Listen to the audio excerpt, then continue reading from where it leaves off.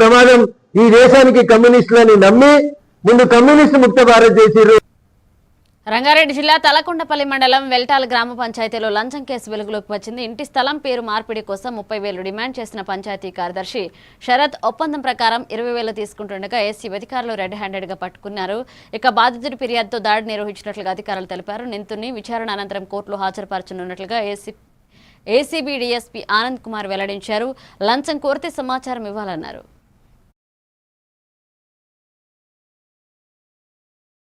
ఇల్లు స్థలంతో పాటు ఇల్లు కూడా ఉంది. పురాణ ఇల్లు, చాలా ఓల్డ్ ఇల్లు. ఆ ఓల్డ్ 180 స్క్వేర్ యార్డ్స్ ఉంటుంది దాదాపు. అయితే అది కొన్న తర్వాత కొన్ని రోజుల తర్వాత అక్కడ ఉన్న ఇల్లు కూలిపోయింది. అది ఖాళీ స్థలంగా ఏర్పడ్డది.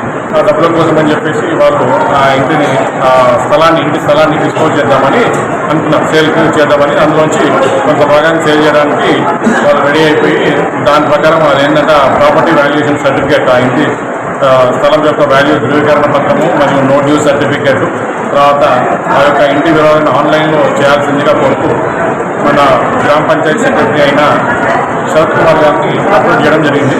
ఆయన అప్లికేషన్ అది పెడతామని చెప్తే ఏం అవసరం లేదు అంటే నేను చూసుకుంటా అదేం చెప్పాను చెప్తే కాదు రిక్వెస్ట్ చేస్తే లేదు నాకు ఇంత డబ్బులు అయితేనే నేను చేస్తాను వచ్చి చేయడానికి బాగా కొంచెం కొన్ని రోజులు తిప్పి వాల్యుయేషన్ సర్టిఫికేట్ ప్లస్ ఆన్లైన్లో ఎంట్రీ చేయడము ఇవన్నీ కూడా ప్రాసెస్ కంప్లీట్ చేసిన తర్వాత ఈ సర్టిఫికెట్స్ కూడా ఇవ్వడం జరిగింది.